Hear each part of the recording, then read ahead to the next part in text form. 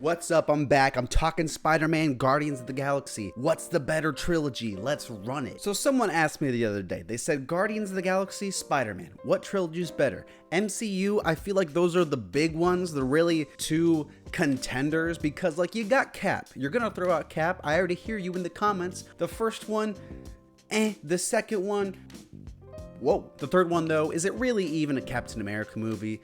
Like, it's not, if we're being honest. So that really leaves Guardians of the Galaxy and Spider-Man. I think each one is better at certain things, and I'm gonna run through all those different categories, and at the end, I'll say which one I think is better, in my opinion. And then I want you to tell me which one you think is better and why. Let's talk about the thing that I think Spider-Man clears Guardians of the Galaxy in, and that's the villains, okay? I love the Guardians of the Galaxy villains, aside from Ronan, he's kind of cheeks. Yondu, he's like a side villain. Same thing with Adam Warlock, I love those guys. Ego, I love Ego. High Evolutionary, he's a cool cat too. But man, you just can't compete with these Spider-Man villains. Vulture, Mysterio, and then the potluck of villains we get in No Way Home. Green Goblin, Doc Ock, all those guys, pretty damn insane when you think about it. Spider-Man has one of the best Rogues Gallery's villains of all comic book heroes, second to maybe Batman. But then you got the opposite of the villains, all the main characters themselves. Spider-Man, you got the boy, you got Aunt May, you got Happy,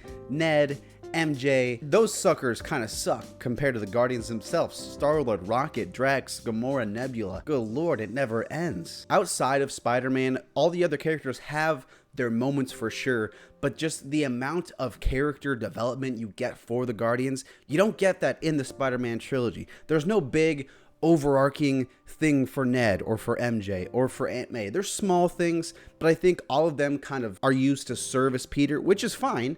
It's his trilogy. As far as character development and growth and emotional stakes, you have like 4-5 times that in Guardians. And also, I think that, okay, me personally, I think Rocket himself had a better arc than Peter did across the whole trilogy. And Rocket's, he's not even the main character in the first two, okay, in the first, I saw through them. I know comedy is a rough subject for MCU. A lot of the, oh golly, gee whiz, he's right behind me.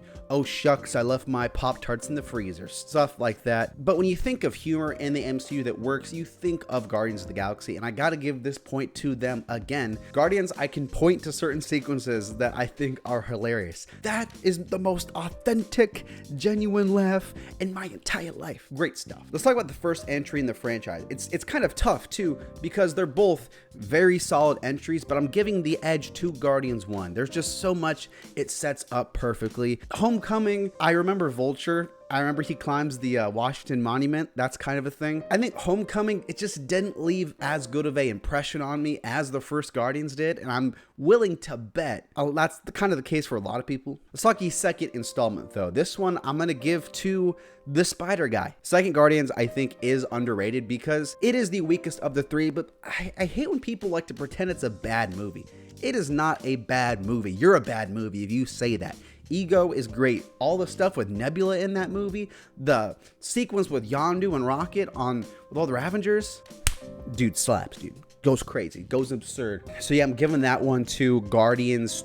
No, I'm not. I'm giving that one to Spider-Man. I don't know why I said that. Ignore that comment. So then it all comes down to the third installment. Who's it gonna be? Oh man, it's tough because I know what you're thinking. You're thinking No Way Home, brilliant masterpiece of a movie. With all the hype, knowing what happens, the first half of the movie, I feel like I'm just waiting for the second half of the movie. The first half of the movie is cool. It's not awful, but it's just the school drama and it's them running around zapping all the villains. But even those, none of those interactions are too exciting outside of Doc Ock. Like, describe the Electro encounter and Lizard's already there and Sandman just shows up in the Electro encounter and Green Goblin, they just find him gobbling up some donuts. What the heck? The second half of the movie, once Green Goblin turns, it's phenomenal. It's terrific. It is kind of just nostalgia bait. There's not really a universe where that's bad, where all three Spider-Man and you have Willem Dafoe and you have Doc Ock and all these other guys. There's no world where that's like bad, not entertaining. Guardians 3 though, baby, that's a fire-ass movie, let's be honest. The emotional resonance that Guardians 3 had with me, I saw it came out like a month ago, and I'm still thinking about it. I'm still thinking about the ending, everything with Rocket. There are some dud sequences. I'm not going to say it's perfect. The whole squishy planet, fun, entertaining. It's not really sticking with me, but just the emotional resonance when Guardians 3 hits, it is MCU at its best, and it's so refreshing to get that. I think I'm giving the edge, honestly, to Guardians 3. Both trilogies are the best in the MCU. This ain't Mario Odyssey. There's no cappies here, okay? It's up to you. For me, Guardians is better because I connect with it. It's also a lot funnier. I like all the development we get with not just one character like in Spider-Man. We get Peter and Rocket and Gamora and Nebula and Drax and Mantis, and the list goes on and on and on. So yeah, that's my answer. Guardians rule the world, baby.